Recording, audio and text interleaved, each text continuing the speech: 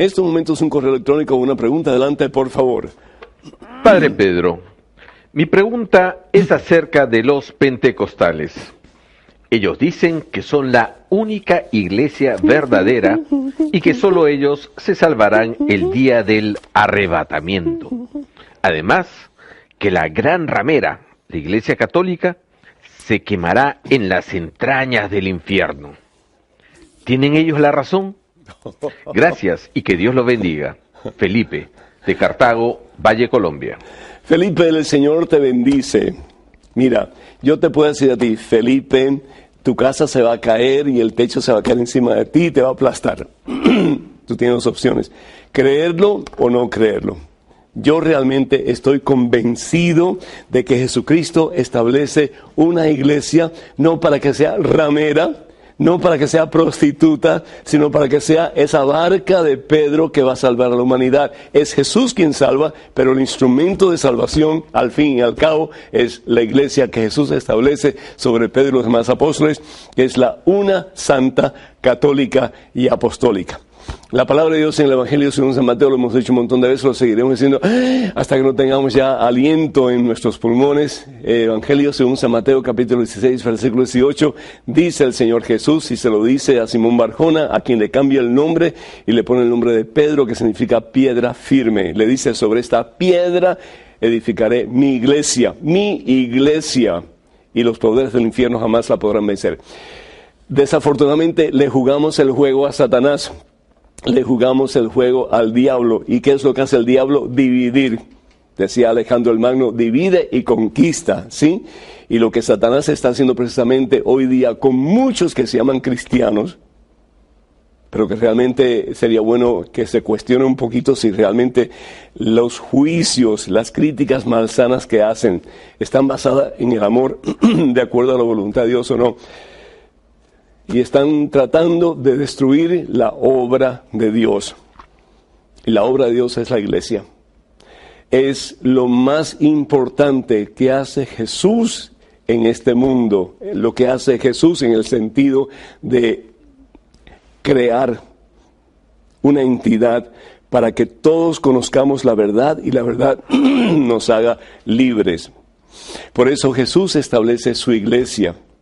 Y Jesús muere por su iglesia. Nos dice la palabra de Dios en la carta de San Pablo a los Efesios, que quería una iglesia santa, una iglesia inmaculada, una iglesia sin manchas y sin arrugas.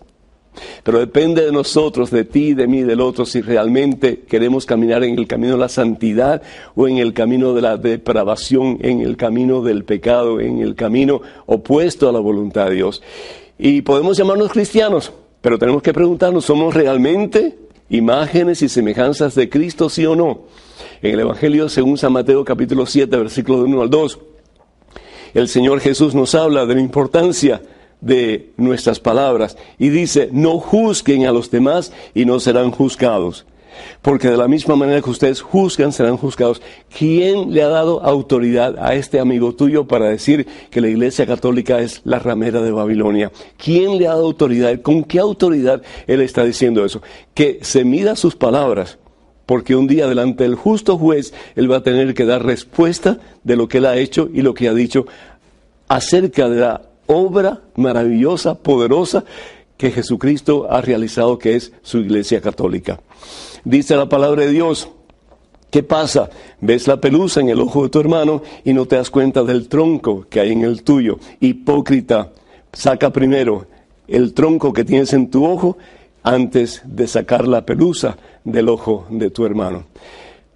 ¿Qué es la ramera? ¿O quién es la ramera? Si nosotros vamos al libro del Apocalipsis y si estudiamos un poquito de historia, nos damos cuenta que la ramera era una gran ciudad. En una gran ciudad. La Iglesia Católica no podía ser la ramera, porque la Iglesia Católica era perseguida por esa gran ciudad.